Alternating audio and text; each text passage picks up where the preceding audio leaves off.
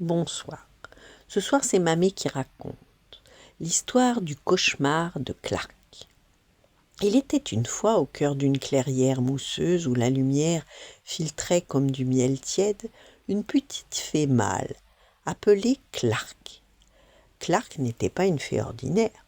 D'abord, il était un peu enrobé, disons qu'il aimait trop les tartines de pollen sucré et les noisettes caramélisées.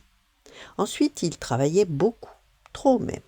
À force de transporter du courrier enchanté, de réparer des lucioles capricieuses, ses ailes avaient fini par en souffrir. Ce matin-là, après une longue matinée de labeur, Clark s'était laissé tomber au pied d'un grand chêne ancien. Le tronc était chaud, l'herbe douce et le bourdonnement lointain de la forêt berçaient l'air. Il n'eut pas le temps de résister, le sommeil le prit d'un coup. Mais son sommeil était agité. Dans son rêve, Clark était allongé sur le ventre, les ailes grandes ouvertes, étalées comme deux nappes fatiguées. Et une araignée trottinait sur lui sans gêne, filant sa soie en tous sens, tirant, nouant, consolidant. « Mais qu'est-ce que tu fais » demanda une voix claire. Clark leva la tête. Clochette venait de se poser près de lui, les mains sur les hanches, les sourcils froncés. « Ben, je me fais rafistoler les ailes, répondit Clark en bâillant.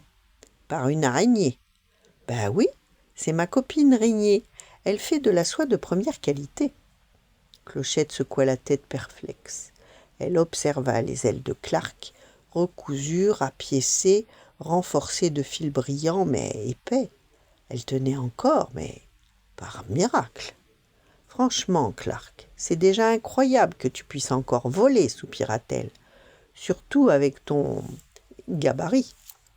Clark fit semblant de ne pas entendre. Il déploya ses ailes qui frémirent un peu lourdes, un peu ternes. Elles n'étaient plus très jolies. La belle transparence d'autrefois avait disparu sous les couches de soie. « Ça va encore, regarde, dit-il fièrement, et il s'envola. Il monta jusqu'à une branche, mince et élégante, puis se mit en position pour faire un piqué spectaculaire, mais, hélas, la branche craqua sous son poids. Et crac! La chute fut rapide, brutale, puis plus rien. Quand Clark rouvrit les yeux, il était au sol. Plus de peur que de mal, il était sain et sauf, mais ses ailes, elles, pendaient lamentablement. Cette fois, dit Clochette, d'un ton ferme, tu dois avoir des ailes neuves. Dans l'atelier des ailes, la fée artisane ouvrit de grands yeux en voyant Clark entrer. « Oh là là!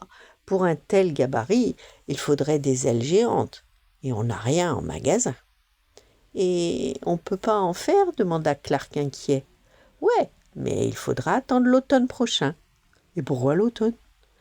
Parce qu'on utilise la soie de bébé araignée, elle est plus fine mais plus solide, mais elle ne se récolte qu'en automne. Clark soupira. Bon, je vais retourner voir Raignée.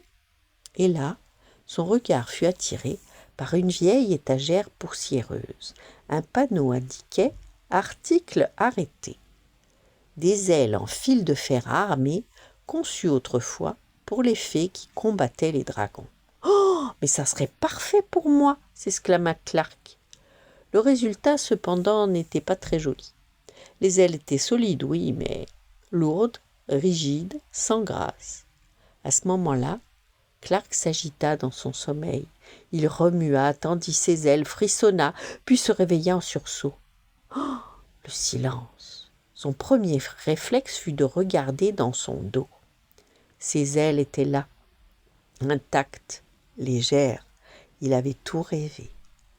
Clark resta un moment immobile, puis éclata de rire. « Ah oui, quand même !» Il se leva, battit doucement des ailes, et pour la première fois depuis longtemps, se dit qu'il aimerait qu'elles durent longtemps.